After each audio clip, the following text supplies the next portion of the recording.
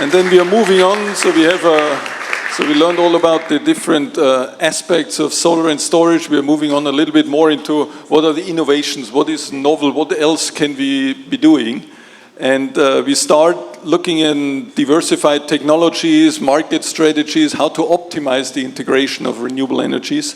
And I'm very happy to introduce Andrew Harpham, the Director of Frontier Economics, to share your insights. Please, Andrew. Thank you. Good morning, ladies and gentlemen. I'm here today to talk about the challenges in integrating high levels of renewable intermittent generation into the electricity grid. I am also going to talk about South Australia a little bit, but I'll try and add a bit of a different perspective to that. Now, before talking about the challenges, though, I think it's worth talking about the future for intermittent renewables. I probably don't need to dwell on this in this room. I mean, we've heard this morning that renewables have by far the lowest LCOE. Certainly that's what we see in Australia and I guess around the world. It's changed a lot since I started doing this, but now we certainly see LCOEs for wind and solar being below any gas generation, coal generation, nuclear, hydro. Possibly not lower than the SRMC of an existing coal generator, but certainly lower than the LCOE of a new generator. And these reductions in the costs of intermittent renewable generation open the way for renewables now to compete with other forms of generation simply to meet demand. In the past, I think we'd all recognise that renewables have had to rely on support in order to be able to compete with other forms of generation, but this is clearly no longer the case. But challenges do remain.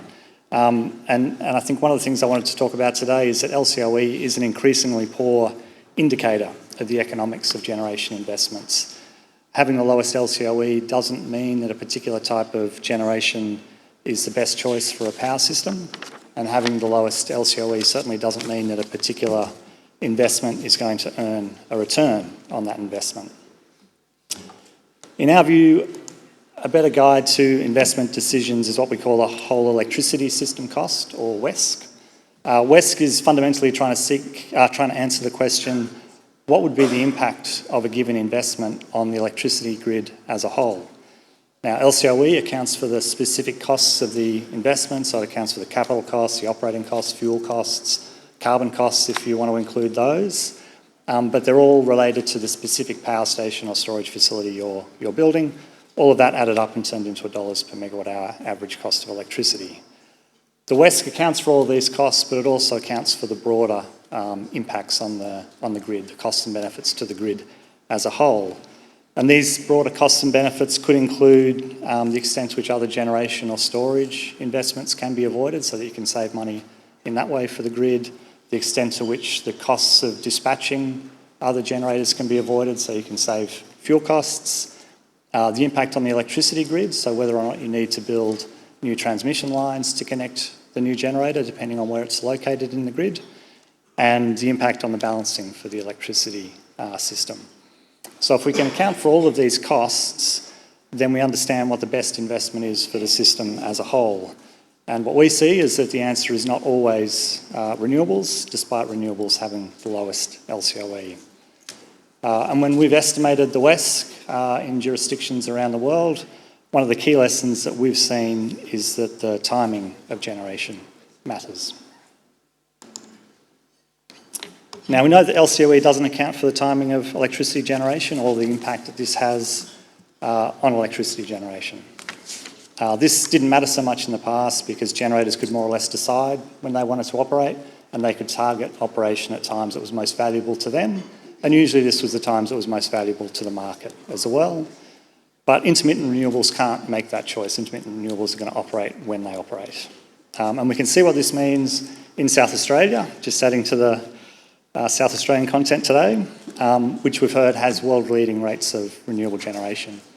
So what we've got here is a chart from the IEA's latest electricity analysis and forecasting report comparing the rates of renewable penetration and negative prices in a number of markets across the world.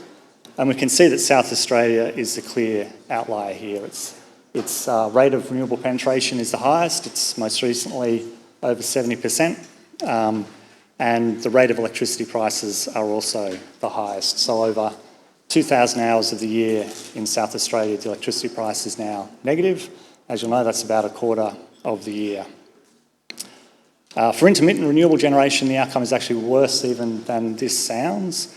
And the problem for intermittent renewables in these markets is that these negative prices are overwhelmingly occurring when there are high levels of renewable generation. There's no great coincidence, I don't think, to the fact that we're seeing negative prices happening about a quarter of the year, and 25% is about the capacity factor that you'll get from solar generation.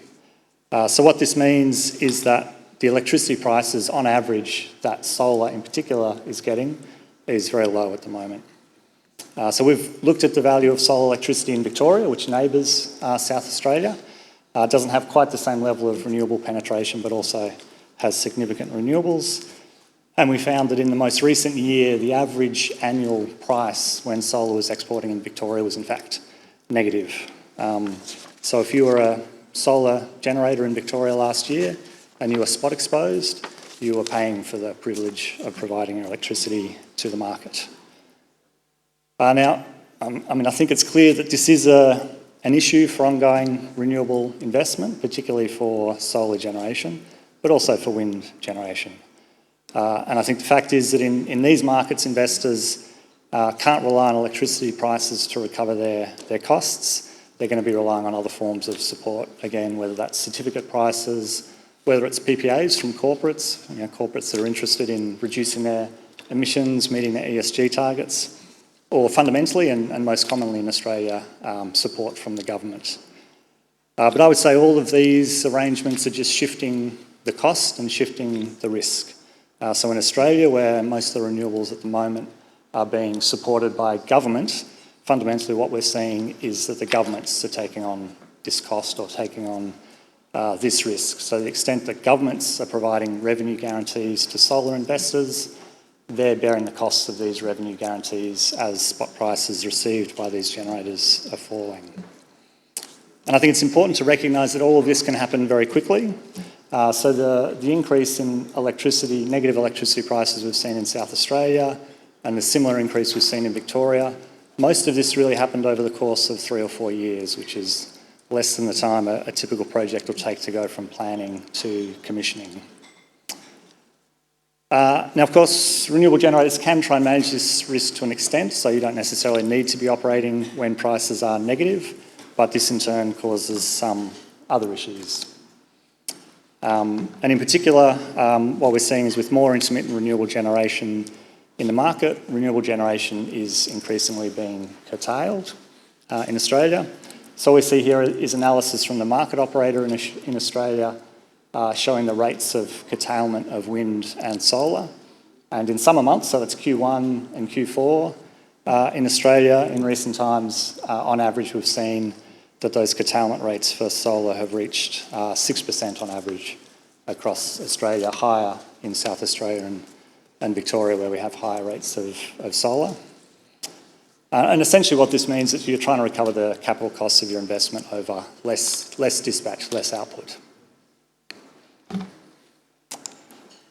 So what are the solutions to this? I guess as an economist, I see these price signals pointing to an issue that we need to try and address. Now, fortunately, there are a number of options. I think a number of these that we've talked about today. I guess my view is that contractual arrangements or changes to market design are probably not the right answer. There's all sorts of ways that we can provide contractual support to renewables to continue this investment and sort of overlook these negative prices or market design options that are available. I think a better opportunity is to respond to these price signals, and these are, I guess, in our mind, the key responses to those market signals. The first would be load shifting. So clearly, if we can align demand better with renewable generation, then that's going to help this problem. I mean, our problem is we have too much renewable generation when renewables are abundant. If we can get more demand in those times, then that's one option. That does, of course, push costs onto industry. It is costly for most industries to adjust their demand. And I guess I would also say that this is an enormous problem we're dealing with as we get to very high levels of renewable generation. I don't think we should overstate the ability of industry or the willingness of industry to shift load to match. This is where storage comes in, of course. I mean, these price signals really are sending a signal that we should invest in more storage. And a large part of the problem in Australia, as we heard this morning, is that I think this investment in solar has probably gotten ahead of the investments in storage. So certainly more storage will help to address this issue, whether it's battery storage, hydro storage, or even hydrogen storage, which is essentially just a big storage facility. But our analysis tells us that storage probably isn't the only solution and that we will still need dispatchable generation, flexible dispatchable generation that can operate during extended periods.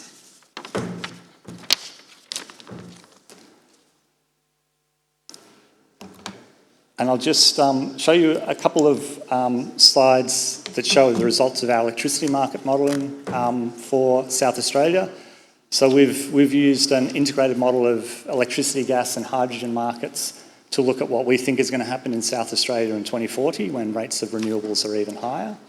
I'm going to show you two weeks. So this is a sort of a week of dispatch in South Australia. This is a summer week. This is actually the week of highest renewable generation in South Australia. And what we can see is that we've got abundant solar in orange and abundant wind in dark green. In fact, so much that we end up spilling quite a lot of it in this week where those resources are most abundant. That spill being shown in the light green. And during these weeks, batteries do fine. Batteries are perfectly suited to storing excess solar during the day and discharging at the night to meet increasing demand. And so this is a clear use case for solar. I guess what we see as a challenge is winter in South Australia. So this is the week of worst renewable output in South Australia in winter. We can see that solar is much lower, wind is much lower in particular, and as a result we're relying on gas generation for a large part of this week. In fact, we're relying on gas generation until the wind comes back late in the week. And it's during this week that prices are really high, and those prices are telling us that this is the problematic week for us to solve. Now, why doesn't our model build hydro storages here? Fundamentally, it's because we only need this dispatchable capacity for a small amount of the year. And so what we're looking for, if we only need to use it for a small amount of the year, is something that's cheap to build, whereas hydro generally is expensive to build.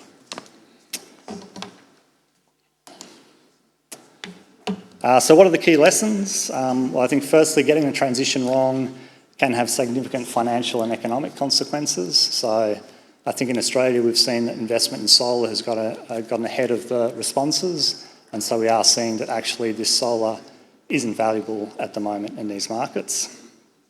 I think secondly, what we see is that when you have high levels of intermittent generation, it's actually energy constraints which are more problematic than capacity constraints. We're going to have ample capacity to meet peak demand. What we actually need is sufficient energy to get through renewable droughts. And thirdly, as an economist, I think that market settings should signal these prices. So I think one of the advantages of the markets we have in Australia having negative prices is that we're seeing a signal for a response from the market, whether it is load response, whether it's more storage, or whether it's dispatchable generation. Thank you.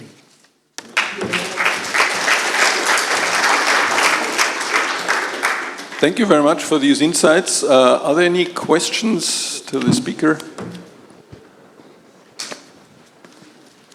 There's one.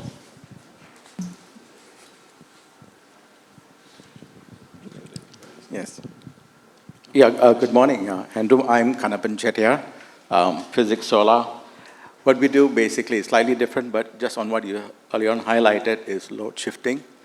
But the same way what you suggested, we do for the technology, because what I do is quite different. It's called para-series. I connect the connections between solar in parallel, so I use only 6-volt solar panels, and I increase my current. So what I do also is basically, I use 6-volt solar panels as standard. I'm looking for manufacturers to develop this because it's a brand new area.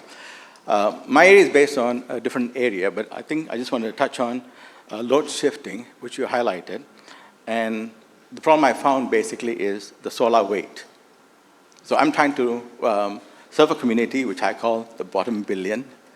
So that's what my work primarily involves. I own 5 US patents already granted in this specific area, which is not covered directly, solar and storage, but I think it's important. It's called battery connection methods. I wrote a book called Switching Battery Dynamic Pair Series Battery Connection Methods. And I wish to share that, this is exactly what I'm looking for, but I'm also looking to see how it would serve a community. I've identified a community in India. I'm trying to serve villages.